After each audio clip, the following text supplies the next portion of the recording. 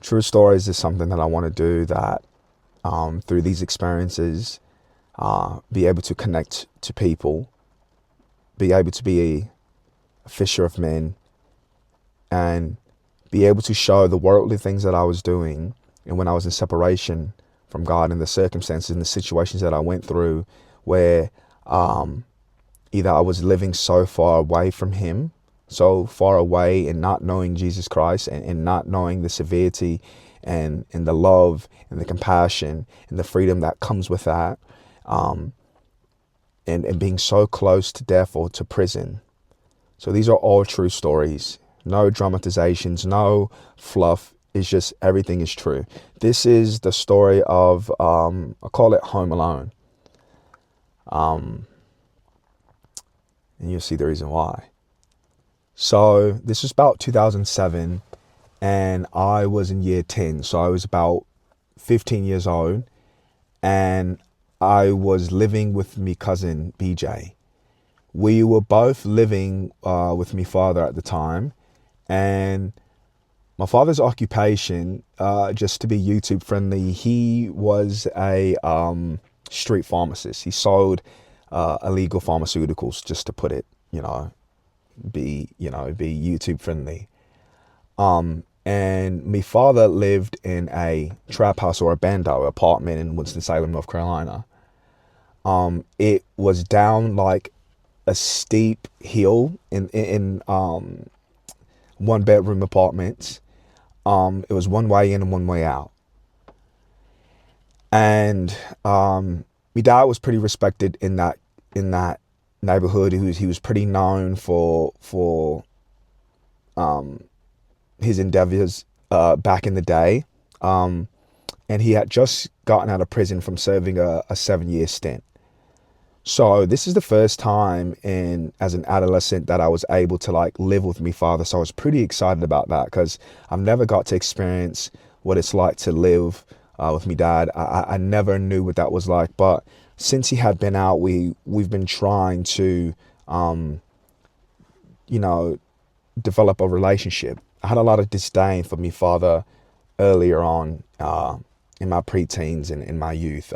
I used to pretend like he was dead, because I thought he chose the streets over me.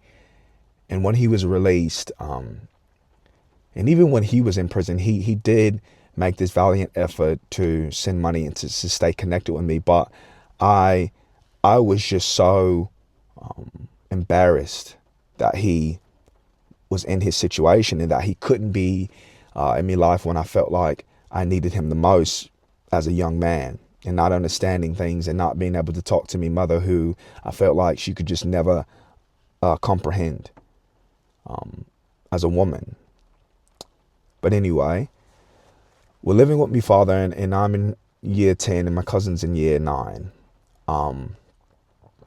And like I said, we used to see me dad. He never hid anything from us.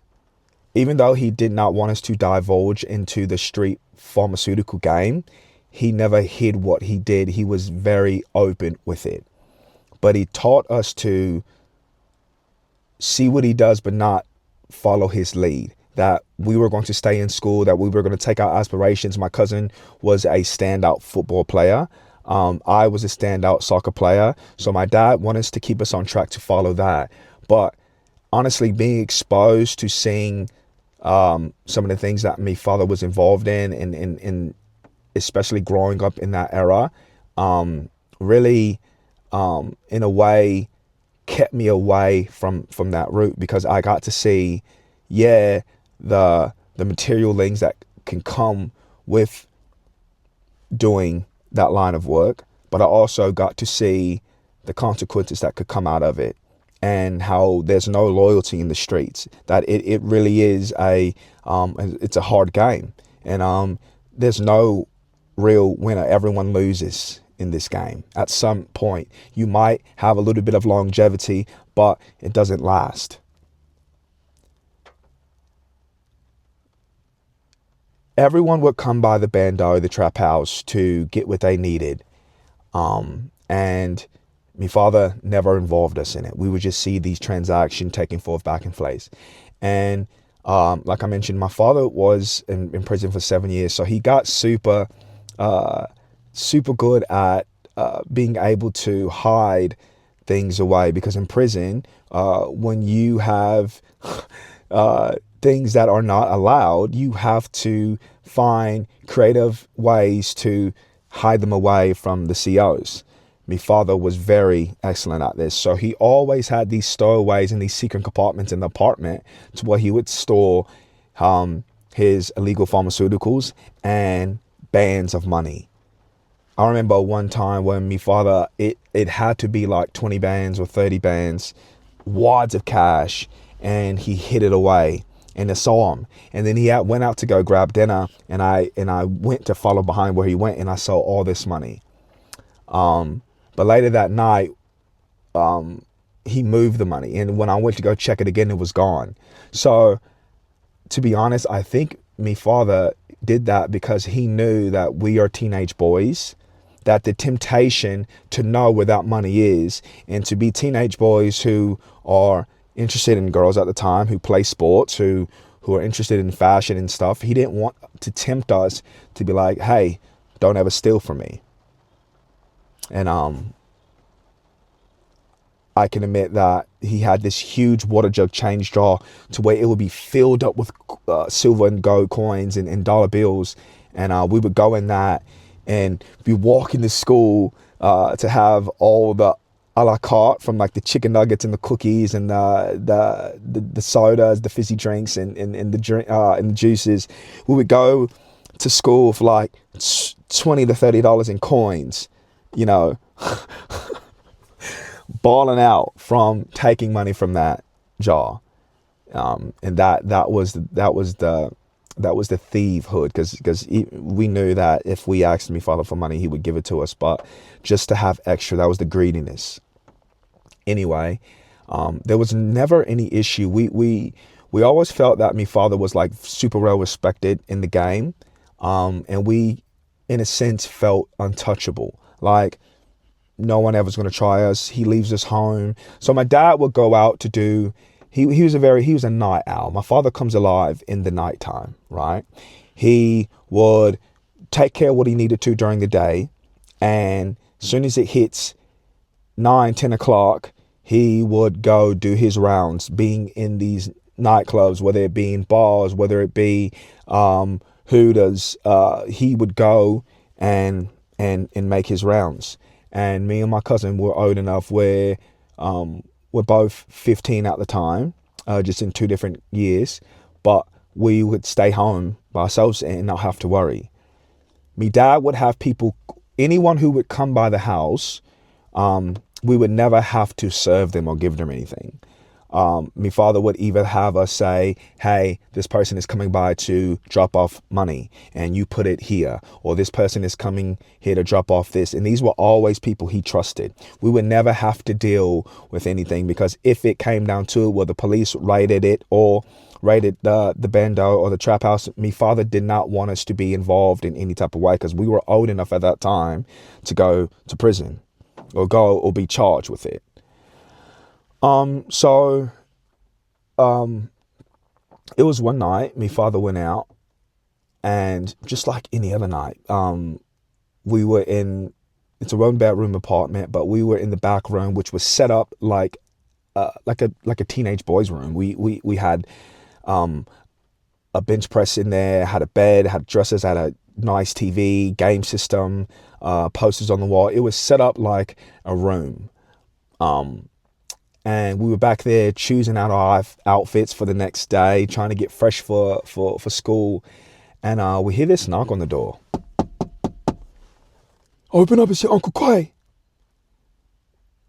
Me and my cousin like look at each other, because we don't have an Uncle Quay.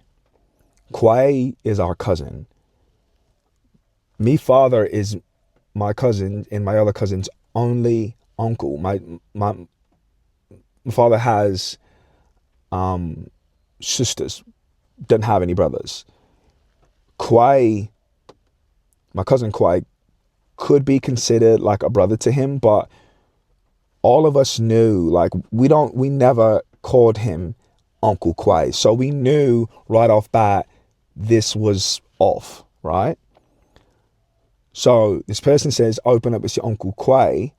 We immediately like, oh, this is a red flag. Like, who is this? Like, who's this joker playing out the door? Like, Dad didn't say anybody was coming by. Like, who is this?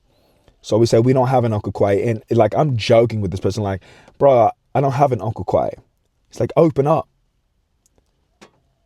So it gets silent and I look through the peephole and I don't see anyone there. But unbeknownst to me, like, these bandicoots are on like of the side wall, you know.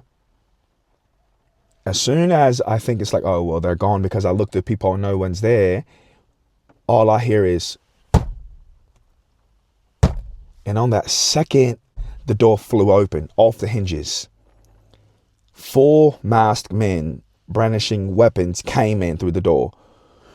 Where is that? Where is that? Where is that? Me and my cousin are in shock. Like, it feels like a movie. Like, I've never experienced anything like this. Even with growing up in the hood and growing up hood adjacent, because I lived a life of knowing what it is to have middle class affluence, and also understanding going over to my father's house or spending time with my cousins who were less fortunate than me. I understood the aspect of living in poverty. So I got the best of both worlds, but I had never experienced a home invasion. This was surreal. I couldn't believe it was happening. So I'm like shaking. I'm nervous. I'm scared. Like, I don't know what to do. And these 4 dudes come rushing in like Madden Blitz. Come rushing in. It's a 1-bedroom apartment. Like I said, we're on the 2nd floor. There's one way out, and that's through the front door, but they are blocking it. Like, we ain't getting through that door. So me and my cousin are backed up against the wall, and we go into the back room, which is me room at the time. We get up on the bed because we just want to get away from these men, and we're just like, what's going on? Like, what do you want? What do you want? Where is that? Where is that? Like, where is that? Tell us where it's at. We're looking and we're playing dumb. We're like, what are you talking about? Like, where's what's at? Where is that? Where's the money? Where's the drugs? We know y'all know where it's at. Me and my cousin like looking at each other like, we don't know where it's at.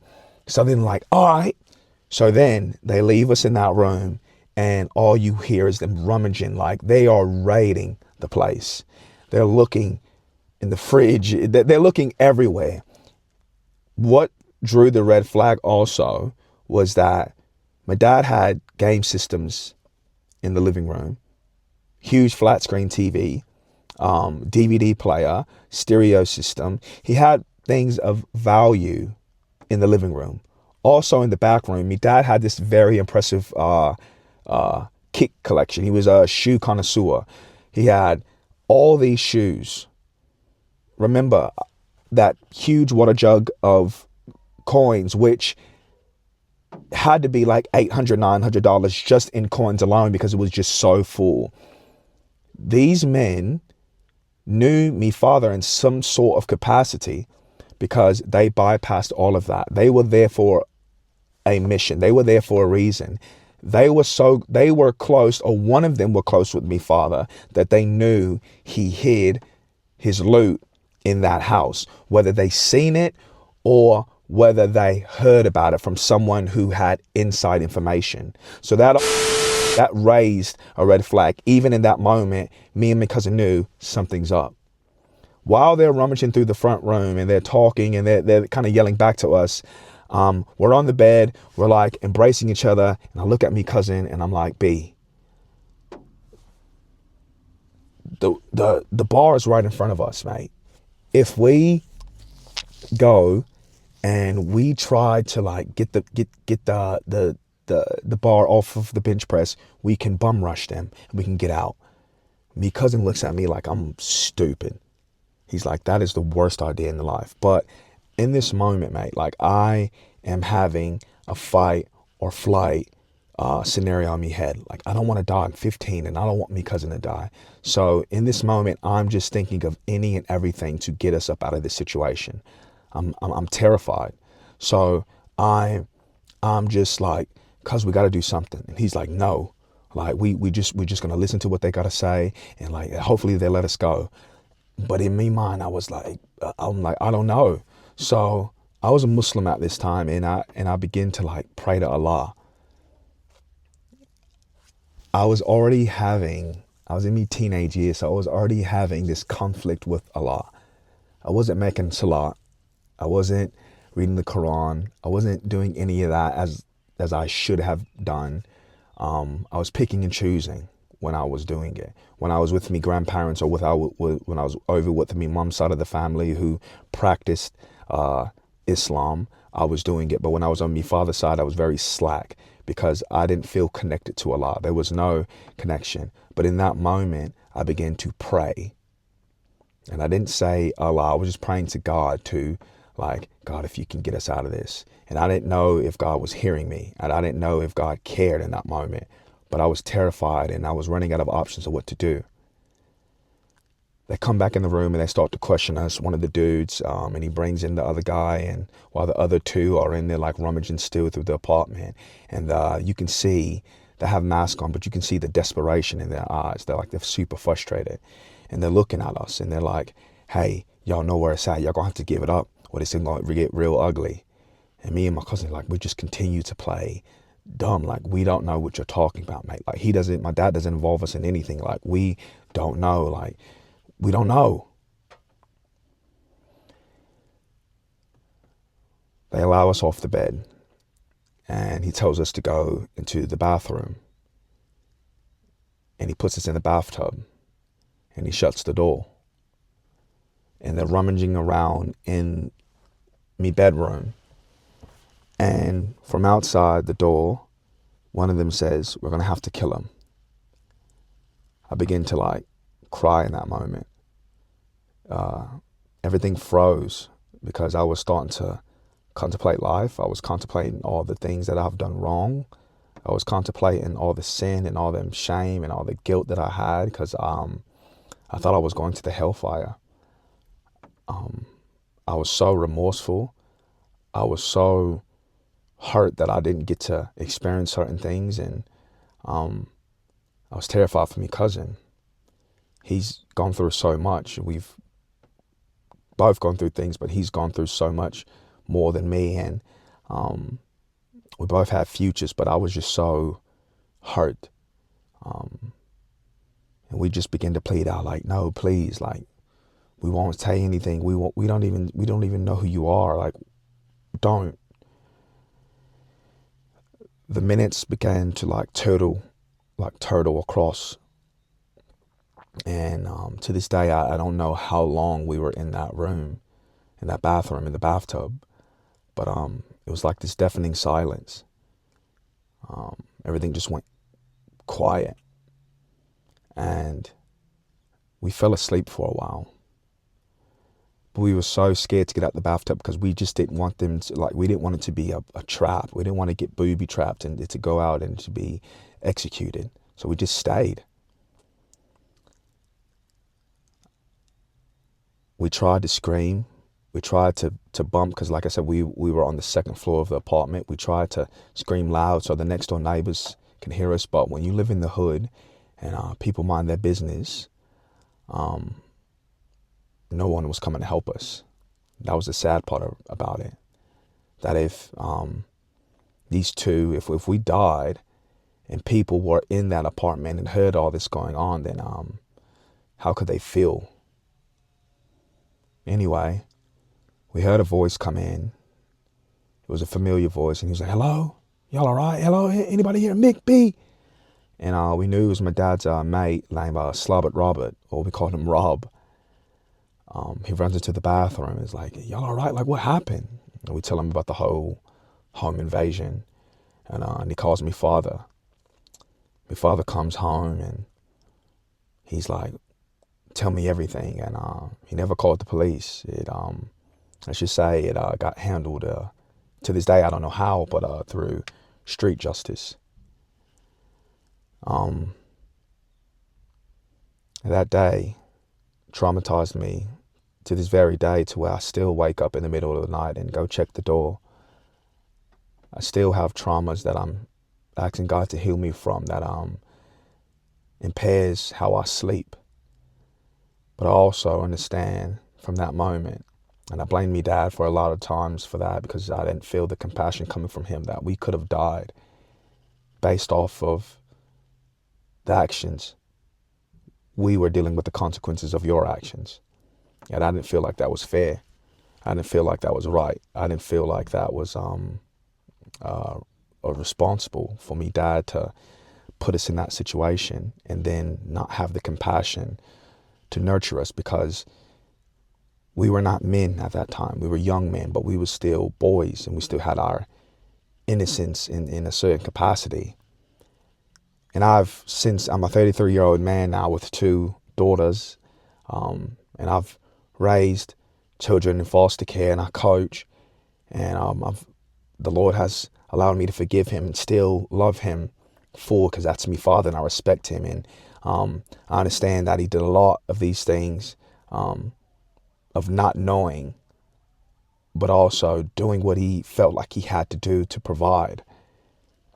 In certain times, the way he couldn't give that compassion or couldn't give that love because he had no idea how to. And to be able to reflect on that and to be able to not hold that over his head has been rectifying for us. So that's